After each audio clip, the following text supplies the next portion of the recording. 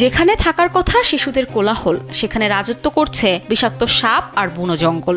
খাতায় কলমে ৩১ জন শিক্ষার্থী থাকলেও ক্লাস চলছে মাত্র ১-২ জন নিয়ে। ফেনীর ফুলগাজীর আমেনা বেগম উত্তর আনন্দপুর সরকারি প্রাথমিক বিদ্যালয়ের বর্তমান চিত্র এটি। চারপাশে কাঁটাতারের বেড়া আর ঝোপঝাড়ের কারণে নেই কোনো খেলার মাঠ বা স্বাভাবিক পরিবেশ। নিরাপত্তাহীনতার কারণে নিয়মিত স্কুলে আসে মাত্র ৫ থেকে ১০ জন শিক্ষার্থী।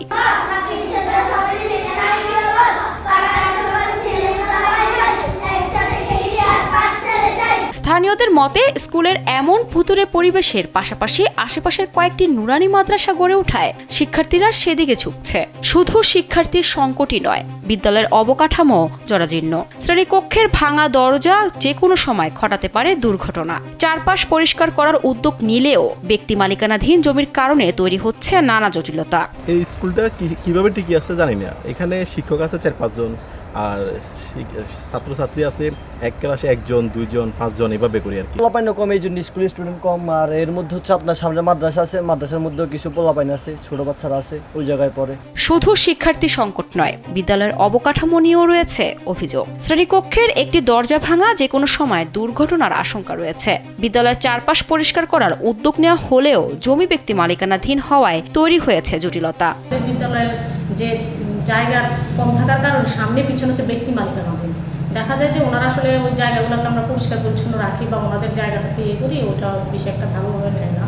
আমার বাবা মৃত হাজী আবুল কাশেম মজুমদার ওইখানে ৬ শতক জায়গা, মানে ভবনের যে জায়গাটুকু লাগে ওই জায়গাটুকু দান করেছে। স্কুলে আসলে এখানে জায়গার স্বল্পতা, একটা গ্রাম, এখানে পাশে আনন্দপুর সরকারি প্রাথমিক বিদ্যালয় যেটা কালীহারা অবস্থিত, আর একটা উত্তর আনন্দপুর।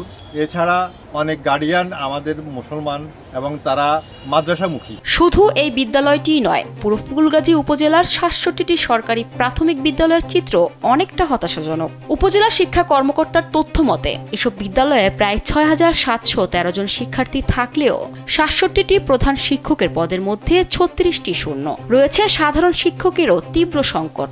আমার যদি পোস্ট ধরি তাহলে 6টা পোস্টে প্রধান শিক্ষক পদ শূন্য আছে, 2 জন আছেন, একজন মাতৃত্বজনিত ছুটি আর একজন মেডিকেল, আর 3 জন বর্তমানে চালানোর জন্য মূলত বলছে আমাদের বিভিন্ন সমাবেশ, সেটা হচ্ছে মা সমাবেশ করি আমরা, অভিভাবক সমাবেশ, যাতে অভিভাবকদের মধ্যে সচেতনতা বাড়ানো যায়। যে বিদ্যালয়ে শিশুদের হাসি আনন্দে মুখর থাকার কথা, সেখানে এখন ফাঁকা বেঞ্চ আর নিরাপত্তা। বনজঙ্গল, নিরাপত্তাহীনতা ও শিক্ষার্থী সংকট কাটিয়ে এই বিদ্যালয় আবারও ফিরবে প্রাণচাঞ্চল্য, এটাই প্রত্যাশা স্থানীয়দের।